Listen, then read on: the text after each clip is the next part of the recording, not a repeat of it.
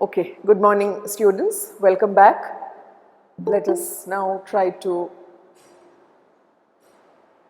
complete our work on William Blake and discuss the two poems that are prescribed for our study. We talked about William Blake as a romantic poet. We discussed how the features of the romantic age can be seen so well manifested in his works, and a textbook case or a classic case to discuss the romantic age would be William Blake's poems in the Songs of Innocence and Experience. So it is two of these poems that we will now focus our attention on, a poem from the Songs of Innocence and one from the Songs of Experience. We can connect it with the general characteristics that we discussed yesterday about the similarities and the dissimilarities between the two collections. We discussed 3 sets of poems yesterday to highlight the dominant features of the Songs of Innocence and the Songs of Experience, the differences, and how William Blake shows us the contrary states of the human soul. So what does he convey to us with the two animals that you have here? Now each one of these pairs in the Songs of Innocence and Experience can be considered as two sides or two versions of the same subject. In one, you had that flower, the image of the flower. What a flower is when you look at it through the perspective of innocence, and what a flower means when you analyze it at a deeper level, when you look at it in a more mature, more introspective and a more experienced manner. It was the same difference that we saw when we took up a theme like Holy Thursday and the image of children, the whole concept of charity, how it appears as a very beneficial, and a very loving act in the aspect of innocence, or through the perspective of innocence, and how certain other unsavory aspects are revealed when you look at it through an experienced gaze. Then we saw the relationship between adults and children and how that is perceived when you are a child and when you look at it from the adult's perspective in the Nurse's Song. Now in this set, The Lamb and the Tiger, even though the title appears to be about two animals, a lamb and its counterpart in the wild world, the tiger, but it is not about the difference between these two animals. In fact, the central question in these poems, the theme that holds these two together as companion pieces, is the image of the Creator. What the child feels about the Creator who has created the entire universe, and what an experienced speaker feels about the person who has created and who holds this universe intact. So the contrast is not so much between the lamb and the tiger, it is actually between the creator of the lamb and the creator of the tiger. In other words, our understanding of the Creator at different stages in our life. The contrary states of the human soul reveal to us contrary images of the Creator.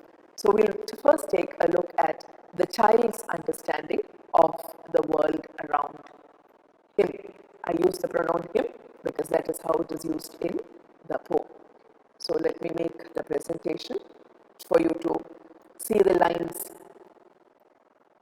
That makes it more comprehensible, I guess.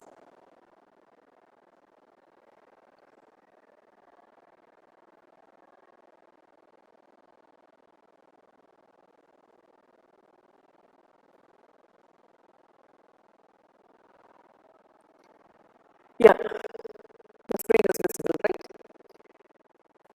We did read the poems. Yeah, we did read the poems yesterday, so we'll go directly to the poems and understand and appreciate the lines with the image, all the distinct features of the innocent poems seen in that image as much as they are seen in the lines. So you have the poet here, or the speaker. It's a little child who's a speaker who is addressing a little lamb with whom the child is playing about. Okay, so just a second, yeah. Little lamb, who made thee? Dost thou know who made thee? Yeah, just a second.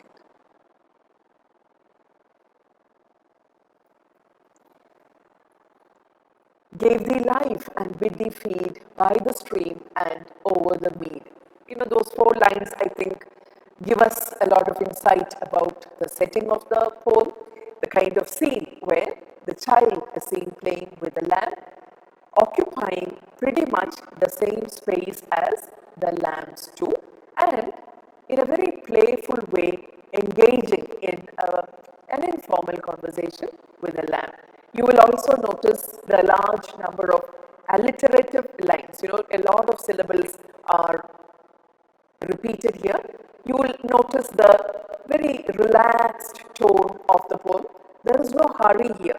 In keeping with the pastoral setting, there is a sense of calmness and a sense of relaxation that pervades over the whole poem, and it is also uttered with a great deal of joy and gaiety.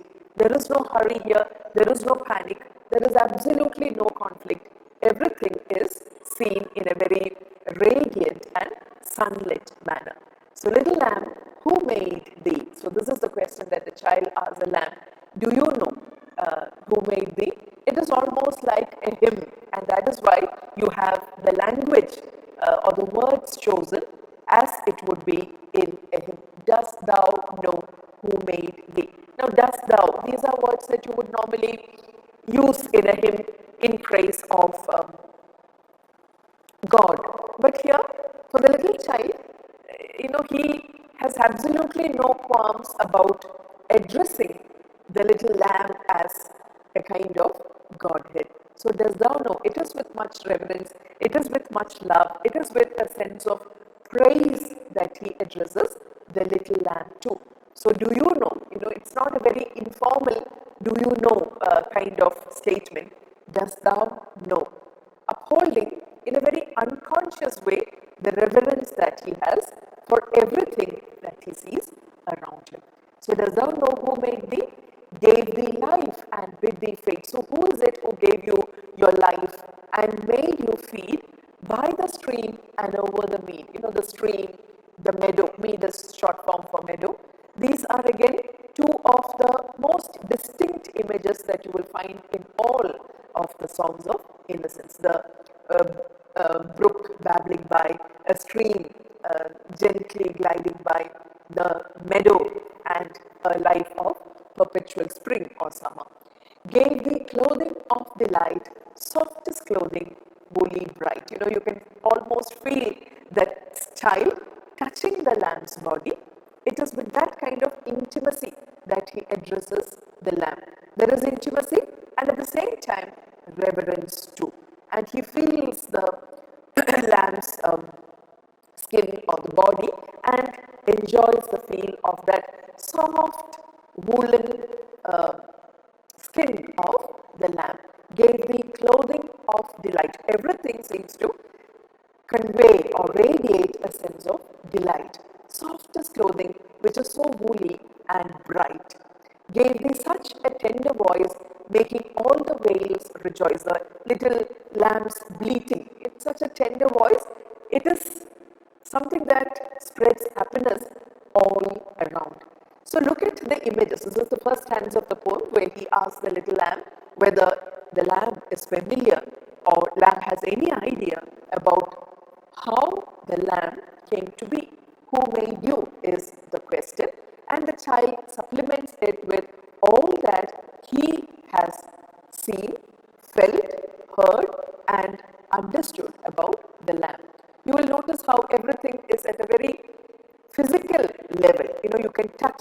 lamb's body and perceive it. You can hear the song of the lamb.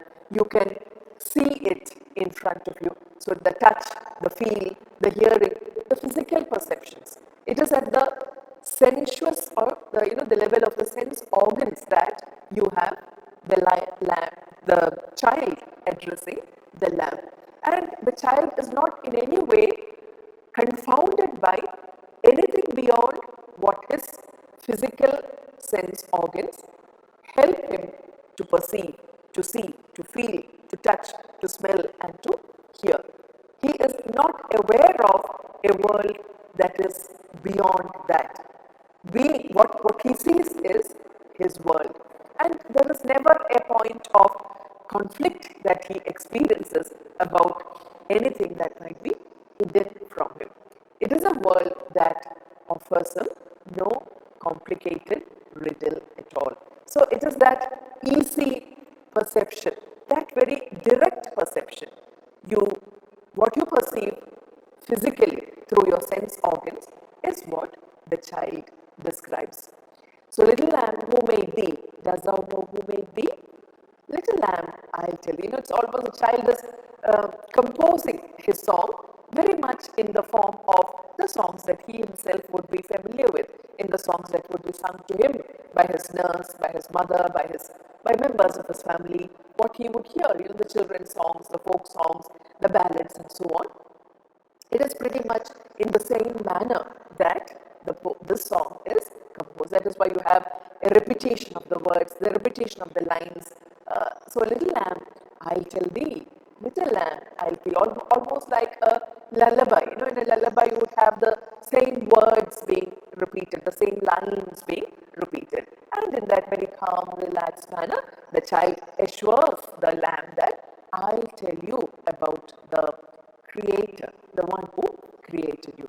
He is called by thy name. He is so sure about the one who has created not just the lamb but everything on earth. He has heard about this Creator and he has been brought up to believe that here is a loving God who has created the entire universe. The child has not encountered anything which comes in the way of that understanding of the Creator. The entire universe is seen as a benign gift from the Lord above. I'll tell thee, he is called by thy name, for he calls himself a lamb, and he has heard stories narrated to him about a God who is a very gentle, a very meek, and a very loving God. And again, the child has not experienced anything that would bring that idea of the God into conflict in his mind. He is convinced, he is sure that God is somebody who is, just like a lamb. He calls himself a lamb. The image of, God, the Lord as the shepherd, one who tends his flock, his sheep, and, the little child of God taking birth as a little lamb. There are many associations that you have of Jesus Christ. You cannot but not see the image of Jesus Christ in this book. Jesus Christ as the Son of God. That is, the image that the child has been brought up to worship. And in the little lamb, he sees a reflection of that God who is meek, loving, gentle, and kind. He is called by thy name, for he calls himself a lamb. He is meek and he is mild. He became a little child. He was born on earth as a little child. He has heard the nativity story about the birth of Jesus Christ.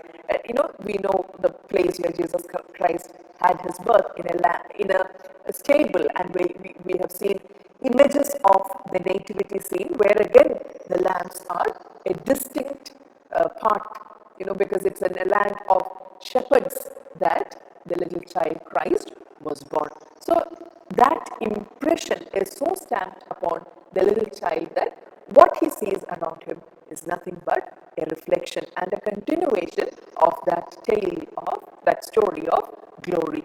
He is meek and he is mild. He became a little child. I a child and thou a lamb. we are called by his name. And for the little child, there is no difference between him and the lamb. I am a child, you are a lamb, both of us are called by his name. In other words, there is so much that keeps us united in a bond of harmony. I'm like you, and therefore I'm like the God who created us as well. You are like me, and you are like God. That God who created everything is like you and like me. In other words, there is no separation between the Creator and his creation. The child has that vision of one harmonious whole. That is what he has heard and what he has seen so far, and he has absolutely no difficulty in conveying that to the child. That sense of unity, that sense of oneness that binds the entire world. It's not a world that has been divided, that has had walls erected. It is that idyllic pastoral land, where there is plenty of land, air, and water, and no sense of ownership. The moment that sense of ownership comes in, you have divisions and walls being erected. Here are no walls. It is all one harmonious whole. That sense of harmony is what pervades, as I told you, over the entire collection in the Songs of Innocence. I a child and thou a lamb. And there is that intimate space. There is actually no separation at all. There is no wall, neither is there any distance. The lamb, the child sees everything as composing one harmonious, happy whole. We are called by his name. Little lamb, God bless thee. Little lamb, God bless thee. With that sense of absolute happiness, the unsullied happiness. There is nothing that mars or disturbs that happiness. The child is, very happy and blessed enough to go about blessing the entire universe. So it is that almost in a very hymn-like manner, the child offers praise to everything that God has created. The entire universe is one that has been created by God and which is lovingly tended by that same God. This is the child's understanding of the world. This is what an innocent speaker feels about the world in which he lives. A kind of space where everything is at peace. You have a God who looks after the welfare of everyone. Pretty much the kind of happiness that I think every human being would have experienced at one point of time before we became experienced, before life brought experiences our way and made us realize that life is not what it appears to be. So this poem can be appreciated as a typical poem of the Songs of Innocence with all those features with regard to the lines, the words, the images, the theme, the subject, the content, everything. In the matter and manner, you find how it is a typical Song of Innocence. It bears all the features of the Songs of Innocence. But as the speaker matures and begins to see the contrary state of the human soul, on what lies on the other side, we cannot continue to linger in this relaxed agrarian world. The world outside is changing, and naturally our understanding of that world changes too. Which is why now it is not the lamb that the child sees. We do not see the little, the speaker here being able to afford spending time in a pastoral scene in a meadow and playing with little lambs. Here is a speaker who has graduated to a different level in life. The setting changes now to a forest. In the tiger, I think we'll come back to the lamb. At each point in the tiger, we'll find so many lines of contrast between this and the next one. Everything about this now is a poem that characterizes the Songs of Experience, beginning with the title, the tiger itself, spelled We are familiar with, many a word that was spelled differently. You will study in the history of language about word change, spelling change, meaning change, and so on. Some of the words used by Shakespeare, for example, or Chaucer, had a different spelling from the one that we use, or the spelling that we use now. But the word tiger actually was never spelled differently. It was always spelled as Tiger. And therefore, why has William Blake chosen this spelling for the word tiger? I guess it is to justify the choice that he has made. As a person living in a country like England, naturally the tiger would definitely not have been something that he would have encountered on a daily basis in the way that he would have encountered the lamb. Now, the tiger is a tropical animal. It belongs to the tropical zones. It does not live, or it's not native to a country like England, or the ones that William Blake would be familiar with. So he has chosen a being from a strange world, a remote world, a distant world, to highlight the distance that the speaker feels between himself and everything around him. That easy sense of comfortable intimacy is no longer part of the adult experience. The kind of camaraderie that we had as children, where we had absolutely no qualms about playing with anyone, about hitting a companionship with anyone. Just as you grow up, that you realize that there are things called your personal space, that there are things called vibes and gel and things like that, that you cannot get along with everyone. That sense of difference is something that you experience at every stage in your life. And that separation, that distance, that remoteness, that sense of strangeness is what he wants to convey by choosing a strange animal like the tiger and further giving it a strange spelling too, using a different spelling to convey that idea of distance, that sense of mystery, or lack of comprehension. All over throughout this poem, you have a sense of a mystery, a sense of an inability to understand, an inability to explain things. There is a sense of fear, there is a sense of strangeness, there is a sense of something that cannot be strictly defined, and that is communicated quite well, I would say, in the strange spelling that he chooses for the tiger. And then look at the lines, the words, the images, the rhythm of the poem, that calm, relaxed tone of the village scene, that pastoral agrarian background where you could, spend your whole day just gazing at the beautiful universe. That has changed now.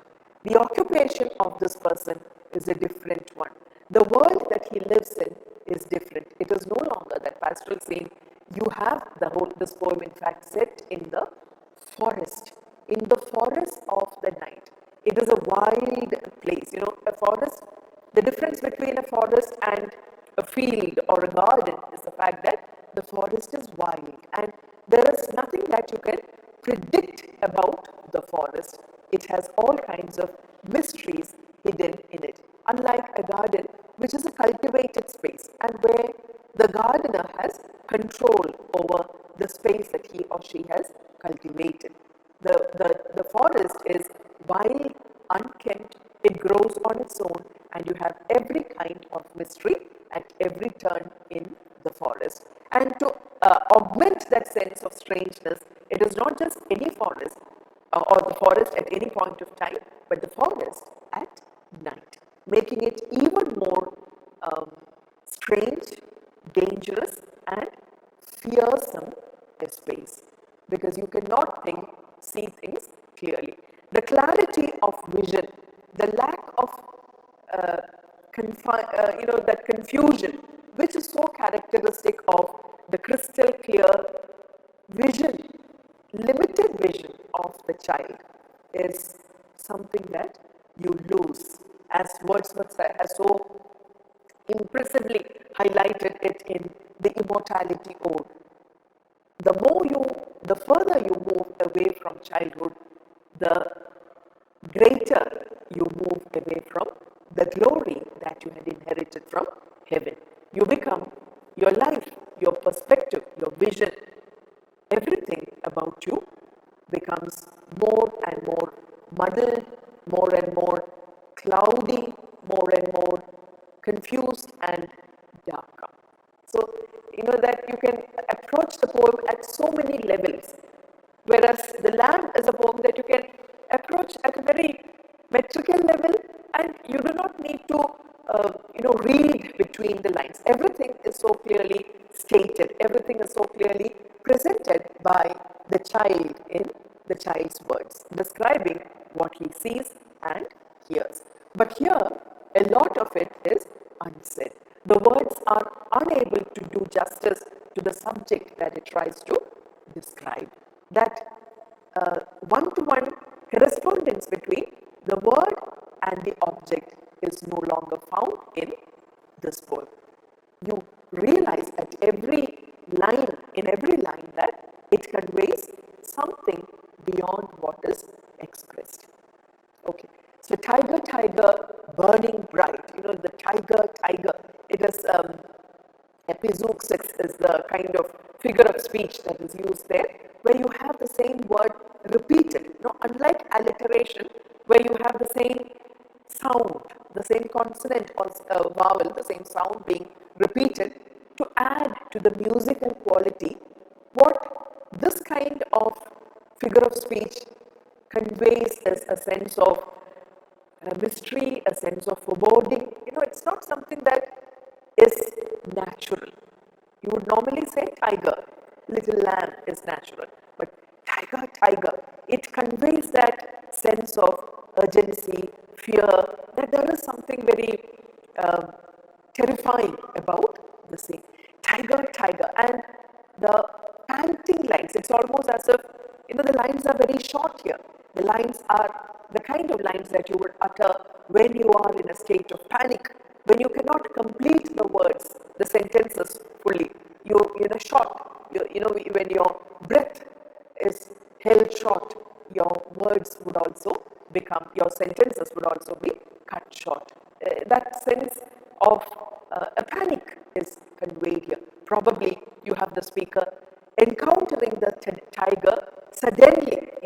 It appears like that, even though the image conveys to you the tiger in a very stationary pose. It's not a tiger that is springing into action. The tiger just seems to stand there. But when you read the lines, that is not the impression that you get. You find that suddenly, out of somewhere, the tiger pounces out of the darkness, and it appears like a flame of fire. The fire again is a predominant symbol in the songs of experience, particularly this one. But it's not all as if everything about it is bad. It's just that it is different from what the child has seen, understood and perceived about the world. Here, things are at a deeper and a more mature level. It's not a value judgment between good and bad that you make, but things are different. So tiger, tiger, burning bright, so that the fire, the image of the fire is introduced at the very beginning, and it is something that you have throughout the poem. In the forest of the night, so imagine a dark forest scene where you have this flaming presence of the tiger, the color of the tiger, that bright yellow color of the tiger is again conveyed through that burning bright. It appears suddenly before the eye as a flame of fire in the forest of the night. And the first thing that the speaker utters about it is, what immortal hand or eye could frame thy fearful symmetry? Each word there opens up so many levels of discussion and analysis, so many possibilities. What immortal hand or eye? Look at that word immortal. Why is the speaker so convinced that the speaker or the creator of the tiger has to be an immortal being, not a mortal being? because this thing, the tiger there, appears so different, strange from his own world. Whereas the little child was absolutely convinced that there is no difference between him and the lamb. We are one and the same. We are alike, and we are all born in the image of the Creator. That sense of happy security that the child felt is not something that the adult feels. And here he is sure that to create something like the tiger, which is so strange, which is so different from anything that he has seen, the Creator would have been that much more different, that much more different from my world. He just could not have been an ordinary mortal. So the distance between the speaker and the Creator is very clearly highlighted in that word, immortal. He just cannot be, the Creator just cannot be somebody who belongs to my world. He belongs to a supernatural level, a different level, a higher level. We do not occupy the same space. So the distance between the Creator and the created world, highlighted in that word immortal. What immortal? Hand or eye? Again, the hand and the eye. There are lines coming up in the next few stanzas where again you find this feature highlighted by the speaker, that the tiger is a creature of immense beauty, and you have at every point the eye of the Creator being highlighted here. The Creator is somebody who had a fantastic vision, the vision of an artist. The eye is often used to describe artistic vision, and there is no denying the fact that there is so much of perfection, artistic perfection in the tiger. The symmetry of the tiger is invoked at various stages, and the tiger is simply not the creation of an ordinary artist. In fact, that concept of art itself is not there in the child's world. What is art? Art is something that is created, something that is fabricated, something that is manufactured.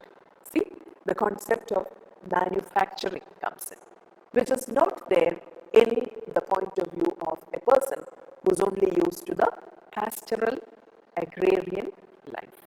Here, things can be made. Artificiality, art comes from that word, artifice, artificial. It is not natural. It is not something that originates on its own. Here, it is created. So here is a speaker who is by now familiar with the fact that you can have things beyond the natural, that you can have things that are created. You can manufacture things. As people who are now familiar with the world of artificial intelligence, I think we can respond well to this. We are not talking about merely manufactured things. We are thinking of the manufactured things that can think beyond us. AI, the power of AI. I think what we gasp at when we think about the things that AI does, when we marvel at the way your social media platform can guess what goes on through your mind, the way it can overhear your conversation with your friend and prompt to you images of that kind of product from the market. It's exactly the same way that this speaker, who is now face to face with a new world, an evolving world, a changing landscape, utters here. So what immortal? Hand or eye? Again, hand. It is not just, the hand is again a very powerful symbol that is used there. It is something that has been manufactured, and it must have taken a great deal of strength. In later lines of the poem again, the power of the hand, the power of the shoulder, the physical labor that must have gone into the creation of, the tiger there can be taken as a symbol of the world. The creation creation of this new world. It is something that involves a great deal of physical labor and also a great deal of artistic vision.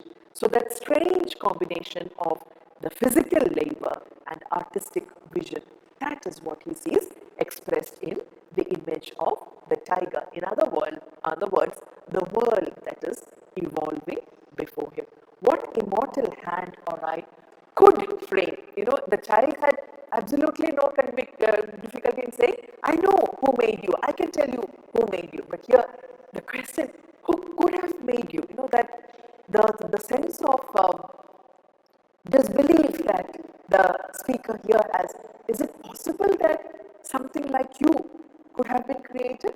Is it possible that the world can shape out like this?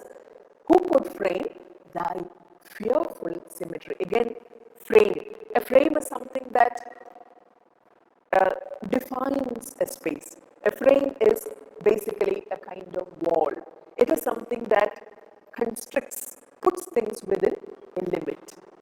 The kind of unframed, unwalled vision that the innocent speaker has changes now to a world where you have frames.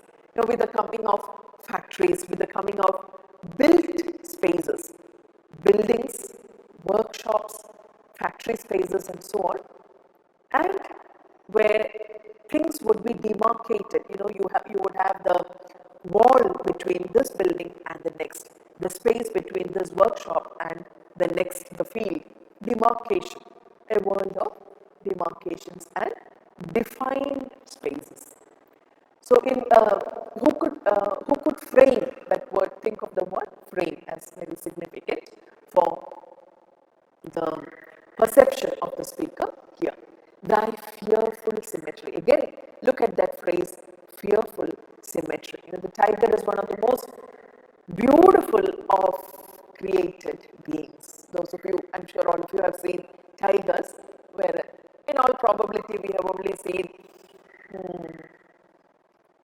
kitchen tigers, isn't that so? In zoos, in circuses and so on. But the majesty of the tiger is something that sadly is lacking in those tigers. You should see a tiger in its natural surroundings. Very difficult for us to encounter in today's time when the population of tigers is steadily on the decline. But in any case, you have that image of the tiger. The poet here, the speaker here, is hardly likely to have been a person who had seen a tiger. He must at best have seen a tiger's painting, portrait, photograph. No, at this time the photograph had not been invented. Photography had not been developed, and so he would only have seen paintings and images and have heard stories about tigers from people who had traveled to other lands and come back with tales of the Orient, fantastic tales of the Orient. So that he has heard much about that perfect, beautiful body of the tiger. That is why he uses the word symmetry. It is perfectly symmetrical. Symmetry is something that brings in beauty. Symmetry is one of the characteristic features of beauty. You define beauty by bringing in the concept of symmetry. But here, symmetry is always something that pleases. Isn't that so? Something that gives you aesthetic pleasure. But here, what it evokes is a sense of fear, a sense of foreboding, a sense of mystery, a sense of awe. So that oxymoronic construction, all the figures of speech used here, again, are not ones that add a sense of joy, pleasure to the poem. You have something strange, mysterious, something that you just cannot explain in an ordinary manner. So fearful symmetry, it's an oxymoron. That is a figure of speech then where you have the combination or the juxtaposition of opposites. Again, something that would never have been part of the innocent world. There is no juxtaposition of opposites there. Everything was seen in the same manner there. Here you have fearful symmetry, beauty that frightens you. It is so perfect. That is why it frightens. Why does it frighten you? Because it is so unlike anything that you are familiar with. In the child's world or in the innocent world, you are familiar with nature and it is just like you. But here, the world outside seems to be so different from you. The tiger seems to be so different from you. What is remote and what is strange and what is totally unlike you will naturally convey a sense of fear and distance in you. That is what is conveyed by fearful symmetry. So read that stanza once again and look at the many levels of meaning which are hidden. None of these are written there, but all of these and more are conveyed in each line and each word. Tiger, tiger, burning bright in the forest of the night, what immortal hand or eye could frame thy fearful symmetry? In what distant deeps of skies burnt the fire of thine eyes? On what wings dare he aspire? What the hand dare seize the fire? In what distant deeps of skies? Deep refers to the ocean.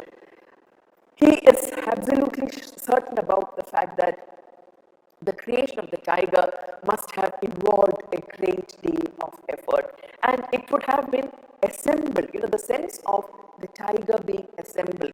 Whereas in the lamb, who gave you this? It is as if God had something with him, which he gave. He gave you tender clothing, then he gave you a lovely voice, because that's all part of God's being. But here, everything has been assembled from far and remote regions. In what distant deeps or skies, from which remote sea did he get the fire, or in which sky did he have to fly? Across which sky, across which ocean did the Creator have to fly and dive in order to get this fire in your eyes, thine again? Now, the fire that is so unlike fire as I am familiar with, burnt the fire of thine eyes.